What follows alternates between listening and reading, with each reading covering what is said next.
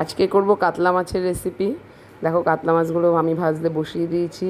আর এদিকে দেখো কাতলা মাছের সাথে কি দিচ্ছি, কচুর গাঠি, আলু আর চই ঝাল দিয়ে আজকে করব কাতলা মাছ। এটা একটা দারুণ খাবার, অনেকে হয়তো খাওনি। দেখো আমি ভালো করে সিদ্ধ করে এটা নামিয়ে রেখেছি। আর আমি একটা শিল নোড়াতে বেটে নিয়েছি। 1 চামচ ধনে, 1 চামচ জিরে, একটু টমেটো আর 4-5টা কাঁচা লঙ্কা দিয়েছি। তোমরা যেমন ঝাল খাও সেরকমভাবে দেবে।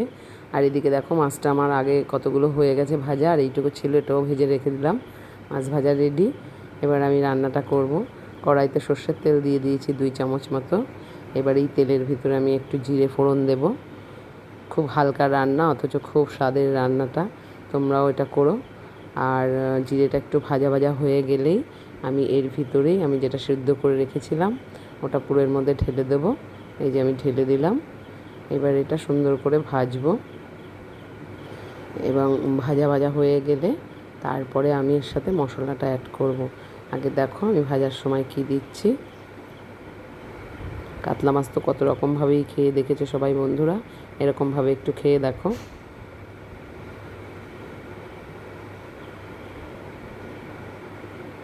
এই চই ঝালটাতে আলাদা একটা স্বাদ বাড়ায়। চই তো অনেক কিছুতেই আমরা খাই, মাংসও খাই।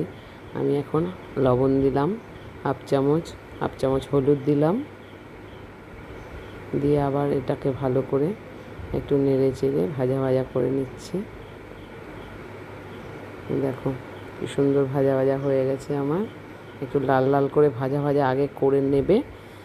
তার সাথে আমার চইটাও সুন্দর ভাজা হয়ে গেছে। এবার আমি পুরো যে মশলাটা করেছি ওটা আমি ঢেলে দিলাম।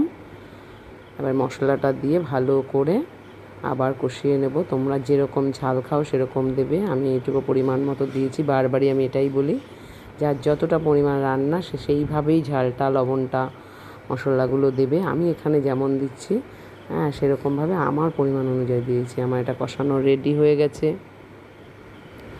দেখো তেল ছেড়ে দিয়েছে। আবার আমি এখানে একটু কাশ্মীরি গুঁড়ো দিচ্ছি, আর আবার একটু হলুদও দিচ্ছি। আমার এখানে আরেকটু মনে হলো লাগবে, জল দেওয়ার পর হয়তো আমি আবার এটা দেখে তারপরে আমি লবণটা দেব। আমি জলটা ঢেলে দিলাম। আগে অনেকটাই কষানোতে আমার এই সবজিগুলো সিদ্ধ হয়েই গেছে, আলু আর গাঁটিটা, কারণ আমি এটা সিদ্ধ করে রেখেছিলাম। আর একটু পরিমাণ মতো জলটা ঢেলে দিলাম, দিয়ে এটাকে ভালো করে নাড়িয়ে চাড়িয়ে এবার এটাকে আমি ঢাকা চাপা দিয়ে ফুটতে দেব।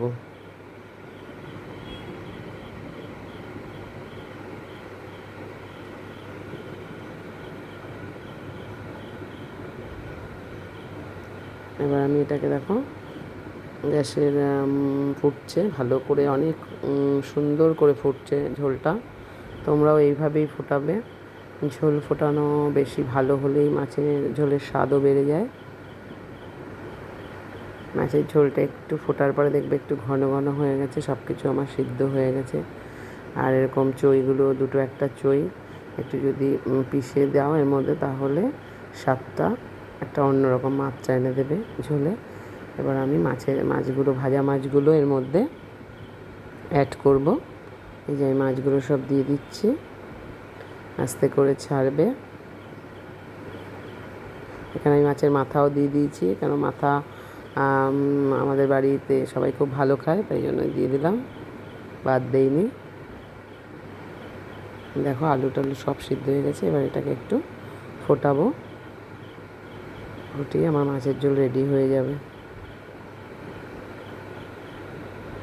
সুন্দর করে মাছের মধ্যে সব নুন ঝাল সব ঢুকে যাবে।